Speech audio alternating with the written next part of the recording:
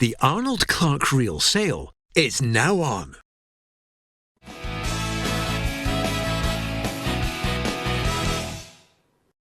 Welcome to the Football Show on PLZ Soccer's YouTube and Facebook channel, sponsored by Arnold Clark. It is indeed Tuesday.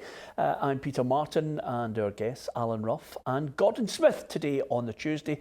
Gordon, delighted to have you here with us. I never thought I'd say it, to be perfectly honest with you, but boy, could we have done with you last night at the SPFL Big Quiz.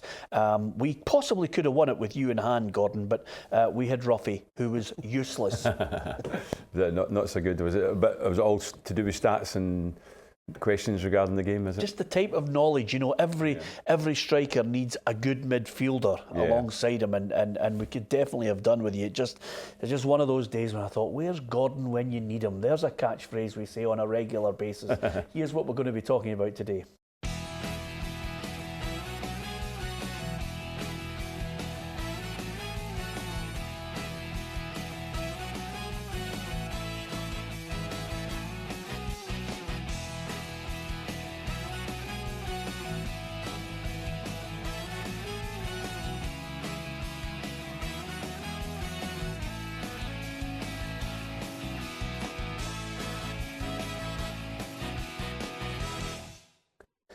Yeah, that's what's on the agenda. First one and the first port of call for us, Rangers. Every player has his price, says Stephen Gerrard, but Morelos won't be leaving in this transfer window, which I think will be a welcome statement for Rangers fans.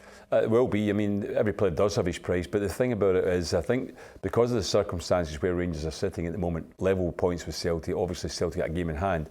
If they were to sell Morelos and then not win the league and even lose it by a point or 2 points, the Rangers fans would be raging about that, because they'd be saying you sold our top scorer at the time when we were challenging for the league. So in that respect, I think that the Rangers would have to just turn down any bids they get in order that they say, right, OK, let's wait and see whether we can challenge for the league title. Yeah, suddenly Nice are the latest club, Roughie, with potentially an £8 million bid. I always think some of these things, you kind of look at it, you think, well, is it motivated by a club, an agent? You know, the player just wants to see what's out there and put him out in the market. There's no doubt about it. I think, you know, when you look back at the Chinese offer that many people ridiculed, since then, he's stepped up to the plate and he's scored goals. Yeah, I think when that bid came in last year, I think everybody had a wee sort of a snigger about it. And but you're right, he's a better player now. He looks a wee bit mature. He's still got his wee rough edges that he needs to iron out, but he's certainly a goal scorer, and I think Rangers can see his worth. And I agree with Gordon. If Rangers have any ideas of stopping Celtic getting 10 in a row, this would be the wrong signal to send out if he was to leave. Yeah, over and above that, as far as signings are concerned for Rangers, Matt Polster, US internationalist, right back. If they can get clearance in the visa, then he possibly could be the last addition to the squad to try and take them forward in this title challenge. Yeah, I mean, he's strengthening the team up with a good experience as well. You know, Tavernier's the main guy. He's the captain of the team. He's the current right back, but he maybe looks and says, well, maybe he can get more using him in other positions too. I mean, he brought in 2 or 3 left backs as well, Stephen Gerrard, so maybe he's looking to strengthen on that side as well, so he's got cover for that position. Yeah, of course, it's Kilmarnock against Rangers at Rugby Park. It's on the artificial surface. Killie boss Steve Clark has just warned his players, don't fall for any intimidation by Alfredo Morelos. They know he's the danger man. This one's a tough one. I think it's a tough one to call, because let's not forget, Killie and Aberdeen are in the mix too, Gordon. Definitely. I mean, it's a hard start to get back after the winter break to get a game like that. Rangers obviously had a friendly at the weekend there. They might be quite pleased they at least had that friendly with Helsinki, because their game against Cowdenbeath was abandoned, and now they've Celtic got their game in hand. Kilmarnock got their game in. So Rangers will know that this is, if you're looking at the fixtures that are going to be hard in terms of challenge for league title, this is a hard one, because Kilmarnock, the last time they played, it was a draw at Ibrox, but this is, Kilmarnock are a good side. You just wonder how they'll cope. They've lost one of their better players, we have to say, with Greg Stewart being away now, but they're still a strong team, Kilmarnock, and it'll be a difficult game for Rangers, no doubt. Yeah, win is how Rangers are looking at their form. Killie, just a draw and 4 wins in the last 5 games, so it's got the makings of a good one. How do you see it going? I think that Rangers can win the game if they play to their best and the players are brought in. I think they can win this game, but I think it's going to be very tight. Will they win it? I think so. Yeah. Roughie? Yeah, I think it'll be very narrow as well. I think the surface will have a big part to play in it. We've already heard the bigger sides always, after the game, always come out and say, oh, we're not happy with that surface. But I think Rangers will win it 2-1. Okay, here's how that Kilmarnock Rangers match fits into the fixture list. I'll get it out eventually. There it is there. Celtic, St Mirren, Hamilton, Aberdeen, Hearts against Dundee, Motherwell, Hibs, Johnstone against Livingston, and of course the aforementioned Kilmarnock against Rangers. And you touched on it, Roughie, there, which was of course the artificial turf. Mark Reynolds, the Aberdeen centre half, he won't be making a comeback against Hamilton Accies quite simply because of the artificial turf. He reckons, playing in a game for Aberdeen at Cove Rangers' new stadium, has basically put paid to him making any appearances. I think he had a damage to his cruciate ligament. Now, listen, I know a number of people say you can get damage to your cruciate ligament on grass as well, but I think as it gathers pace, we're talking about the need to spend money on VAR. I think the need to actually make it a rule that there's no artificial pitches in the top flight is one that we need to look at in the summer. Yeah, well, I think the player will be given medical advice. I think the people who look after him would say to him, look, this is the injury you've got, this is the injury you can get, so just be a wee bit wary of it. I think Kilmarnock have already discussed that they're maybe going back to grass, which would be positive. And we all know, Gordon keeps telling us, we all know why it's there. There's not an argument about why it's there. We know why it's there. But I think the majority of football players, if you were to do a poll, what they would rather play on, it would be grass. Yeah, good grass is definitely the way ahead. If you get good pitches, you want that. That's the thing. At the kids' level, I think the AstroTurfs that are about the country now have been a blessing for the game. The kids can go in any kind of conditions and can play on AstroTurf and play football. I've seen games recently that were actually on grass, public parks on grass, and the facility, it was terrible. The grass was awful. The kids could hardly play on it, could hardly control the ball on it. Yeah. Therefore, at that level, it's fine. But if you get up to the very top, Peter, I agree with you. The best way ahead would be good grass pitches. Yeah, I think there are a number of things that make our football in Scotland a laughingstock at times, and that's one of them. I think we should get clubs to actually invest in half-decent turf and make a good go of it. Even at Thistle, great that the groundsman sorted that out as well. There's so much. Motherwell is another fine example of putting money into a good groundsman to work on it, and it's a fabulous surface as well. Of course, it's Hamilton Accies against Aberdeen, and interestingly enough, Tommy Wright was, I think. Just quickly jumping to the defence of Martin Canning, the fans are starting to lose faith in him. It's, I think, 6 defeats and a draw in the last 7 games, Gordon. Yeah. Hamilton Accies are right in the mix for this relegation or playoff, and they're against an Aberdeen side that, when you look at it, they've got good for them. Well, absolutely. And the last time they played, Aberdeen beat them comfortably 3-0. And, Aberdeen, you would expect, a bad result for them at the weekend. They obviously couldn't beat Stenhousemuir. Yeah. So Hamilton must get a little bit of a lift from that, thinking, wait a minute, they couldn't win at home against Stenhousemuir. We therefore can do something. But you're right, they're on a bad run, Hamilton. But the thing about it is, they've been relegation candidates and favourites nearly every year for the last 4 or 5 years. Martin Canning has kept them in this division, limited resources. He's done a great job. Yeah. I don't see why he deserves any criticism from the fans in terms of what he's done. This year, obviously, they're down there. They are struggling a bit. They're in there with St Mirren and Dundee. I think it's going to be between the 3 of them. One of them could go down, certainly, but the 2 of them could be under pressure in terms of the strength of the championship as well for the playoffs. But at the end of the day, he saved them on a number of occasions. Yeah, Hamilton used to be Aberdeen's bogey team for a couple of seasons, Roughie. But apart from the Stenhousemuir 1-1 draw in the cup at the weekend, there's only 1 defeat. And I think the last maybe 6 matches I'm looking at for Aberdeen, and they're trying to maybe. Derek McInnes didn't dismiss it today at the press conference. Influenced Celtic to give them Lewis Morgan on loan. Yeah, I think wee Lenny thought he had a head start on that one. I think he'd been had the ball rolling with that one. So Aberdeen again have come in at the last moment, and then obviously it'll be up to the player to decide, which of the 2 teams he thinks he can get a better chance of playing, because he'll want to play regular football as well. But you're right, Aberdeen have got themselves back in the mix, and if they were to go to places like Hamilton and not win the games, that's where they seem to stutter along the way, season on season. Any problems for The Dons. Well, you know, I am with midweek games, and it's the spooky thing the that you've spooky got, thing isn't with it? midweek games. But I think they'll just nick this one with the odd goal. Okay, Gordon, we'll not dwell too much on Roughie's superstitions because it's a long list, but are you thinking Dons for this one? I think so, just because of the sort of form Hamilton are in. It would be a bit of a surprise if they were to beat Aberdeen, so therefore I would go with Aberdeen winning as well. Yeah, okay. Pitches dominate our thoughts on the programme. Of course, at Celtic Park, it's a slight disease, is how Brendan Rodgers described it. The surface, they've spent a bit of money on it, I think something like £1.5 million, but it looks as if some areas are patchy and it just hasn't kind of knitted together properly, although he does have great confidence in the groundsman to get it right eventually, Roughie. Yeah, he's put a brave face on it, but we all know how he emphasises that as far as the way Celtic play, they want a pristine surface, and they'll be disappointed because the European game's coming up as well. So yeah, I mean, maybe the groundsman can get it back to where it was, but I don't think it would be too much of a hindrance for them. I was just checking diseases on AstroTurf pitches and I don't find any at all. So maybe we're going down the wrong track with that.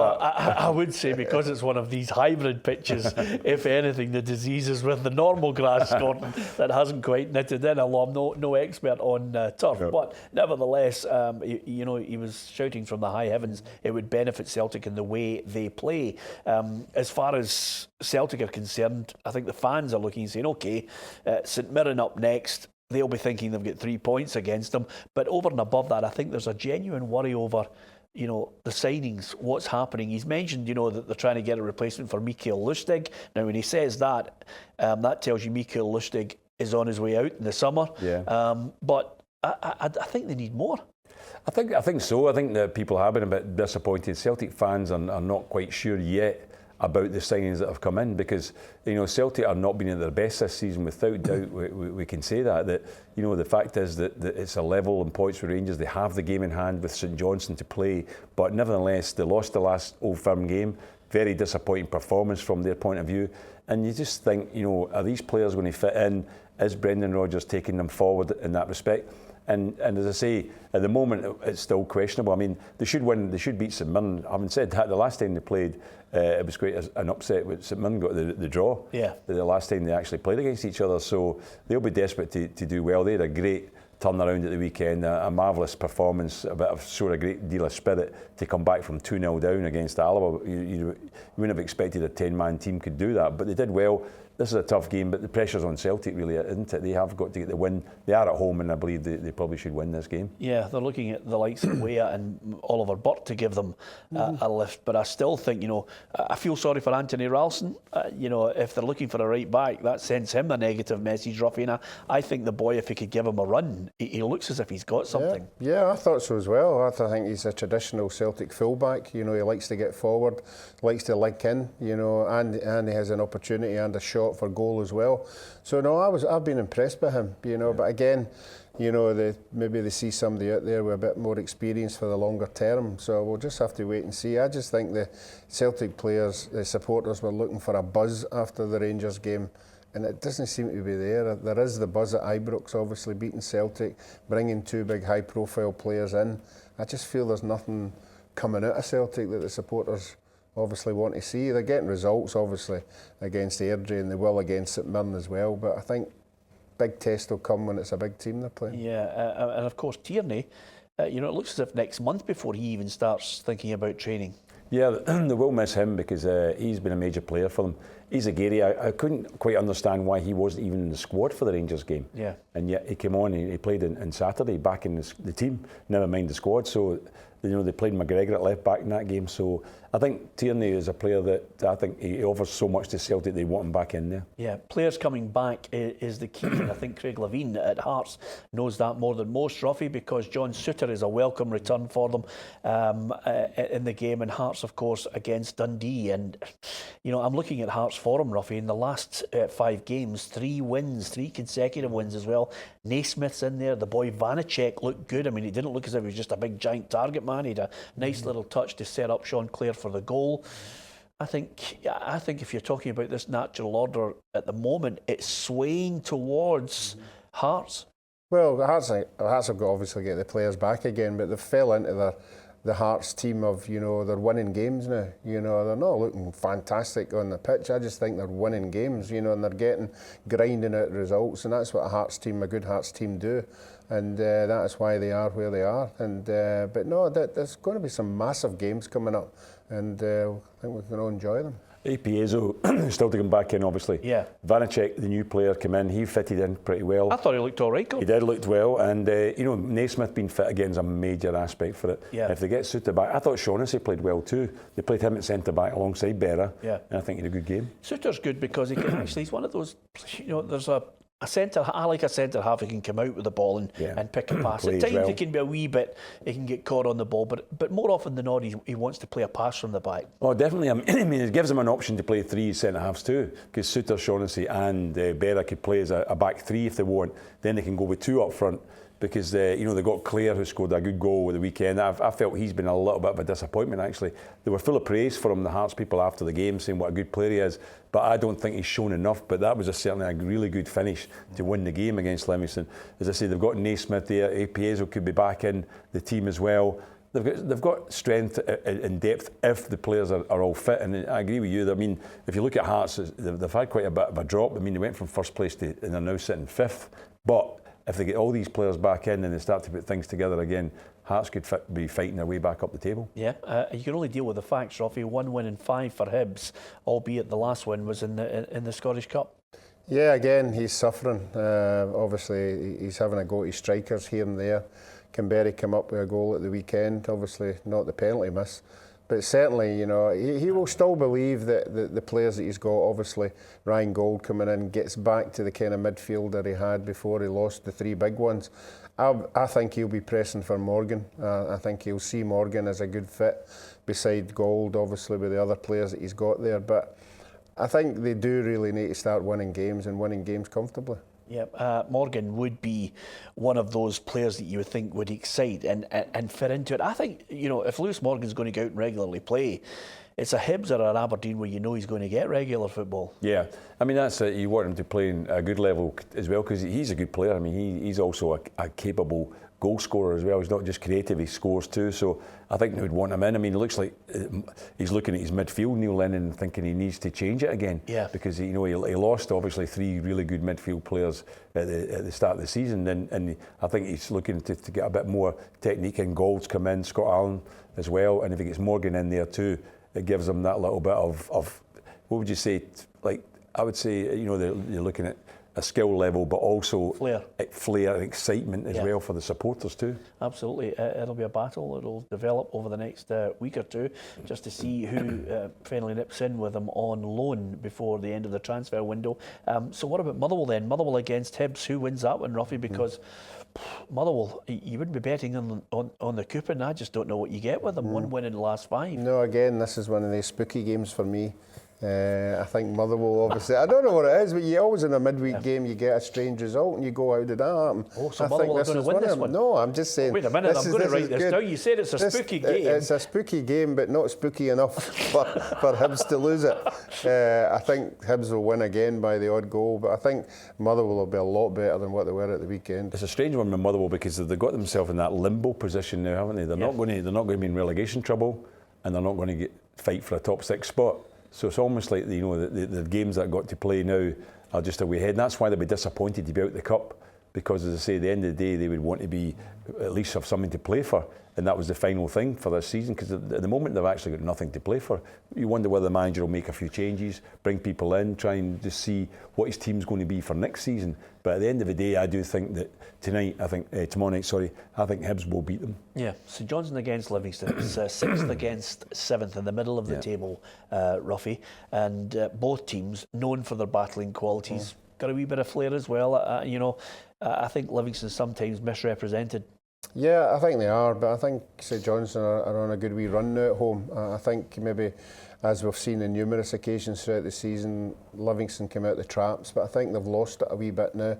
I think they're missing a few players, which you would expect with injuries and suspensions. So no, I'm going to go for a St Johnstone home win. I think it will be a hard one. I would actually go for a draw in this game. I think Livingston are defensively, they're very capable. I think they'll shut up shop, make it difficult for St Johnstone, and I do believe this could even be a 0-0 in this game, I think. Yeah, okay then. Couple of points before we finish, guys. Chris Doolan in the Partick Thistle Hall of Fame at Roughie, and well deserved. Yeah, there was no hesitation when it was debated. You don't, in this day and age, you don't get any players hanging about a club for 10 years. He's certainly been there. You know, he's now helping the academy out as well. He's Thistle through and through, and well done to him, and I think he deserves it. Yeah, needs a wee bit of help, Gordon, to be perfectly honest with you. That board's dithering about at the moment. He needs help. He needs strikers in there. Well, he's actually been a type of player you wonder at times why he hasn't really played regularly. He's been a sub an awful lot of times, and I think they see him more as a player to come on and change the game, you know, like that kind of number 12 sort of thing. That, you know, years ago was it super sub Dave Fairclough for Liverpool. Yeah, he was exactly always came on just to win the game, and Chris Doolan's a bit like that. Yeah. But he's been there a long time, and fun enough, I was checking earlier on, and it was interesting to see that he started at Auchinleck Talbot. Yeah. So, you know, maybe he'll be in their Hall of Fame as well soon. Yeah, I wouldn't rule that out. Just before we finish on a sad note, to be perfectly honest with you. Emiliano Sala was signing for Cardiff City. He'd said goodbye to his friends at Nantes, and clearly looking forward to playing in the Premier League in England. But last night, sadly, the plane that was bringing him over has gone missing. No confirmation of whether the plane has been found yet, but a tragic loss at the moment, the way things stand for Cardiff City and, of course, the player. Our thoughts with his family, Gordon? Oh, totally. It's so sad to hear that. I mean, they haven't found the plane yet. You know, it's disappeared. But when a plane goes missing like that, you always fear the worst. You always think that, you know, that the plane has crashed somewhere, whether even into the water or whatever. It's so sad to hear it, especially when the lad is about to come to England and he's got a big move. £15 million Cardiff paid for him. And he was probably looking forward to that. His family would be too. It is very sad. My thoughts are with his family. Yep, okay. Thanks very much to each and every one of you for taking the time to watch us on Facebook, on YouTube. Don't forget you can subscribe to our YouTube channel as well. Monday to Friday, we're on live at 6 o'clock. The next time the SPFL quiz comes around, I've learnt my lesson. Gordon Smith will almost certainly be in the team. You can't do without Smudger in the middle of the park to help us.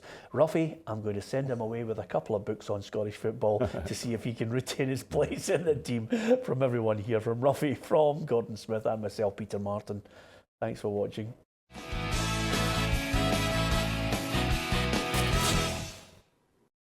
The Arnold Clark Reel sale is now on.